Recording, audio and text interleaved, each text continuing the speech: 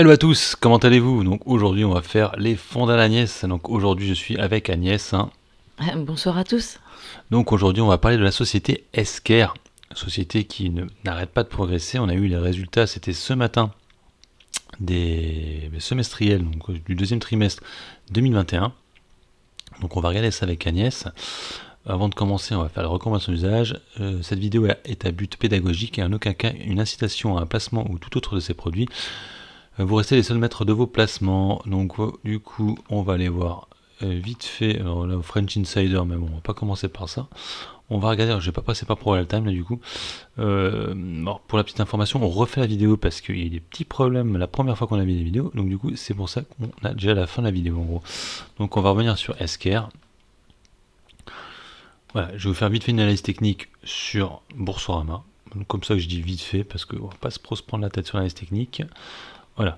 Donc on est sur une société qui n'arrête pas de monter, comme vous ne le voyez pas actuellement sur l'écran.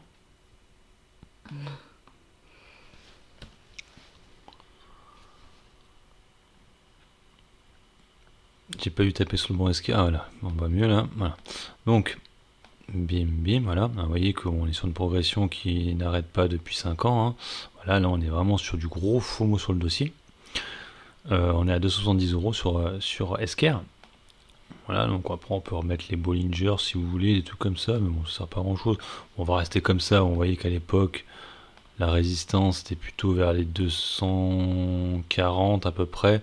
236, on les a cassés. Là maintenant, on est à 270 euros. Donc c'est magnifique. Ça pourrait même monter à 400, 500 euros, mais on va voir qu'il y a des petits problèmes quand même par rapport aux fondamentaux.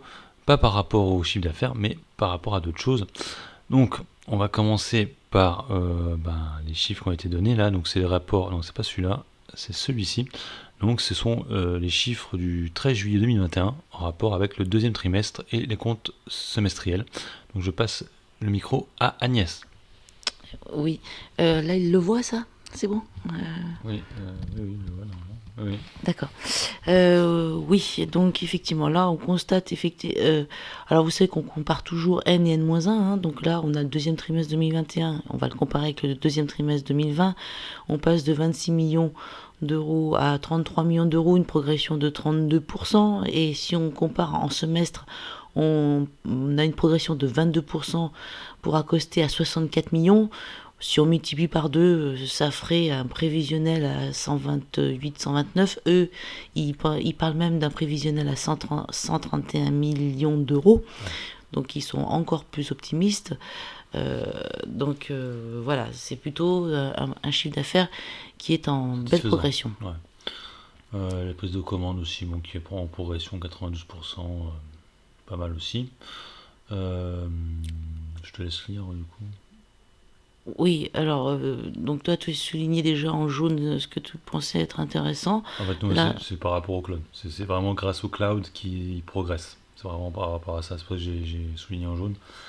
Si tu joues SKR, c'est plus en rapport avec le cloud. En gros. d'accord.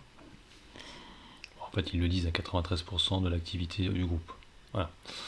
Donc c'est grâce au cloud en fait qui progresse de 37% que la société progresse au niveau du chiffre d'affaires. D'accord. On va descendre. Donc, qu'est-ce qu'on nous dit encore? La valeur annuelle. Deuxième trimestre 2021, croissance de 92% par rapport au deuxième trimestre C'est 2020. les commandes. Donc, Nouveau contrat. oui, oui, oui. Aux Et une belle, États-Unis et en France.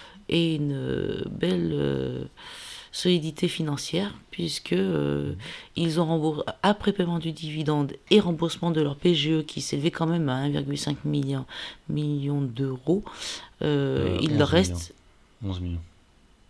oui, 11,5 millions d'euros. 1,5. Voilà. Il leur reste une trésorerie nette de 33 millions d'euros, contre 22 millions en N-1. Ce qui est quand même une très forte progression là aussi au niveau de la trésorerie. Ouais, ils ont 140 000 titres détenus en autocontrôle. Bon, ça peut permettre de faire de la liquidité aussi, hein, en les revendant. Voilà. Oui, et là, la tendance pour l'année 2021, c'est ce qu'on disait tout à l'heure. Ils ont un prévisionnel à 131 millions d'euros.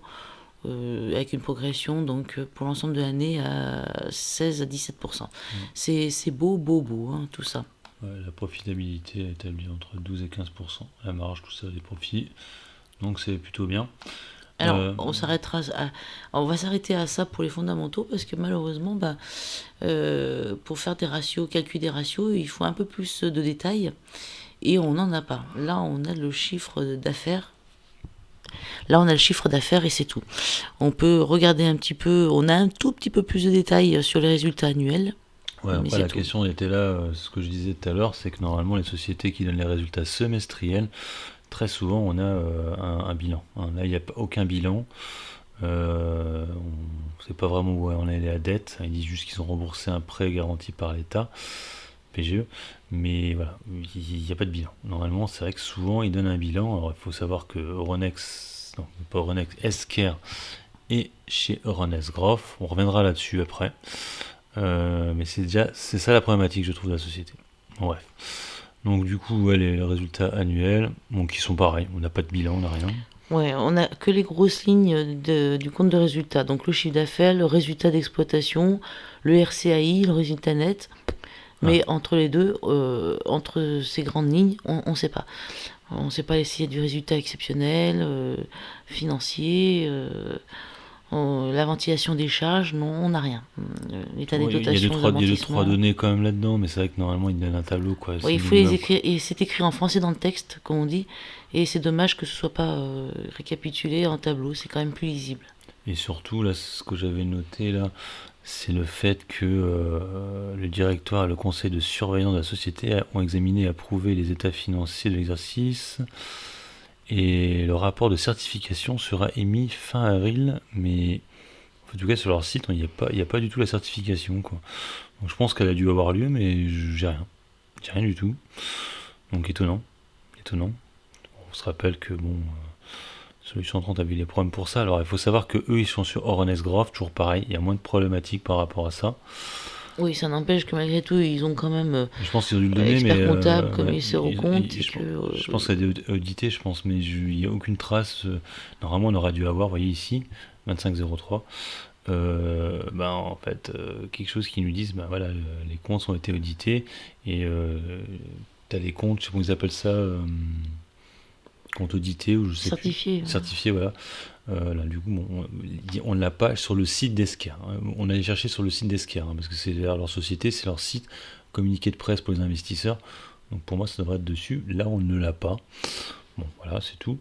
La progression du dividende, de 50%. La société a monté beaucoup plus que 50%. Ça fait un petit dividende, parce que c'est de 70 € par action. N'importe quoi. C'est 0,50 par action, mais l'action est à 270 €. Donc je crois que ça fait pas tout à fait qu'à 0,40%. 0,4. Alors, je reprends le micro du coup. Je vais montrer les problématiques que je trouve au dossier Esker. Alors, on va retirer ça. Voilà, c'est la valorisation. On est sur une valorisation qui reste très très très élevée sur le dossier. On a 1,5 milliard de valorisation sur le dossier. On l'a vu tout à l'heure avec Agnès, le chiffre d'affaires attendu pour 2021 c'est 131 millions. En fait, on est très cher sur Esker, parce que là on est 12 fois, la valorisation est 12 fois supérieure au chiffre d'affaires. Donc déjà ça c'est étonnant. Après on a un PER qui est monstrueusement élevé aussi, 113, donc voilà, c'est 113 fois le compte de résultat. Donc elle est très chère. Je vous parle même pas des fonds propres, on est qu'à 65 millions, donc elle n'est pas du tout value la société. Et c'est ça la dernière petite chose que je trouve très étonnante. Euronext Groff, comme je vous l'ai dit tout à l'heure, ce que vous avez vu tout à l'heure, le petit bout de page que je vais vous montrer, c'est ça. C'est quand on va voir le Palmer en France, voilà. Donc là vous avez le SBF 120, normalement elle devrait être là, pour moi, SK, elle devrait être là-dedans, ou dans les compartiments ici. Voilà, compartiment A, B ou C. Ça c'est des grosses caps. Donc là on va aller cliquer sur Euronext Groff, qui est un marché qui est non réglementé. Et là, hop, je mets capitalisation boursière, vous allez voir quelque chose, c'est que Esker est numéro 1. C'est la plus grosse cap sur Euronext Groff. Et la grande question, c'est qu'est-ce qu'elle fait encore chez Euronext Groff. Vous voyez, la deuxième, c'est Selectis, on est seulement à 555 millions d'euros. Voilà. Sur le tiers. Voilà. Donc, qu'est-ce qu'elle fait encore sur Orange Growth à 1,5 milliard de cap, avec une progression aussi forte du chiffre d'affaires? C'est une grande question que je pose du coup aux experts du dossier. Parce qu'effectivement ça fait un peu tâche, hein. On est vraiment sur des caps de malade. Alors effectivement il y a des petits bugs là, HRS ils ont une meilleure cap que ça, ils ont 400 à peu près, mais vous voyez qu'après ça descend vite, hein. Voilà. Et il n'y a aucune cap qui est à ces niveaux là. Gossin, tout ça, on est beaucoup moins élevé. Et c'est vrai que moi c'est ça qui m'inquiète un peu sur le dossier, c'est qu'est-ce qu'elle fait encore à ces niveaux. Normalement la direction aurait dû déjà évoluer en disant on change, hein, un peu comme a fait Solution 30, qui est passé d'une année à l'autre sur le ESBF 120, il me semble, alors qu'ils étaient sur Orange Growth. Voilà. Donc eux, pour l'instant, Esker ne l'a pas encore fait. Et quand on voit les comptes qui sont un peu bizarres, hein, voilà, je dis pas qu'elle est magouille, je n'ai pas dit ça, on n'a pas dit ça du tout, mais c'est vrai que c'est étonnant qu'elle reste encore sur Orange Growth, étant donné que ce n'est plus vraiment une société de croissance. Voilà. Si le chiffre d'affaires montre que c'est une société de croissance, mais du coup, c'est là où on voit qu'on est très très très cher sur le dossier, parce qu'on a un chiffre d'affaires qui ne représente pas du tout la cap. Voilà. Bon, après, ça reste que notre avis. À moi et Agnès, je ne sais pas trop ce que tu en penses, Agnès. Moi, je la trouve très très cher, Esker, actuellement, au vu du chiffre d'affaires qui est quand même pas extraordinaire. Faut être honnête, hein. Clairement, enfin, moi, je pense pas que je rentrerai dessus. On dirait Tesla. Franchement, on dirait franchement Un Tesla. peu. On dirait vraiment Tesla là. Ouais, parce que chiffre d'affaires qui est seulement à 131 millions pour 2021, avec une cap à 1,5 milliard, hein, c'est extrêmement élevé. Et quand on va voir chez Zone Bourse, on voit la valeur entreprise sur le chiffre d'affaires, on est à x11, x9. Bon bref, on est très très très très haut. Voilà, bon, ça reste que notre avis, hein. Mais il faudrait qu'il parte d'ici, hein. C'est le Orange Grove, je trouve, ce qui fait très tâche au vu de sa cap. Euh, pour l'instant, ils n'en parlent pas. Mais il faudrait vraiment qu'ils y pensent parce que là, on est. Alors, le chiffre d'affaires, on est totalement sur Orange Grove. La capitalisation boursière, on n'y est pas du tout. On ne devrait pas être là-dessus. Donc c'est là où ça me pose problème sur la valeur et j'aimerais bien avoir un peu plus de bilan sur les comptes annuels de fin d'année et savoir aussi où est-ce qu'on est cette certification qui devait arriver au mois d'avril et dont on n'a pas de traces sur leur site. Voilà, on arrête là la petite vidéo. Je laisserai à Agnès les derniers mots de la fin. Moi je vous laisse. Bonne soirée à tous. Bon, du coup je vais finir. Bon combat, investissement et bon trade. Ciao.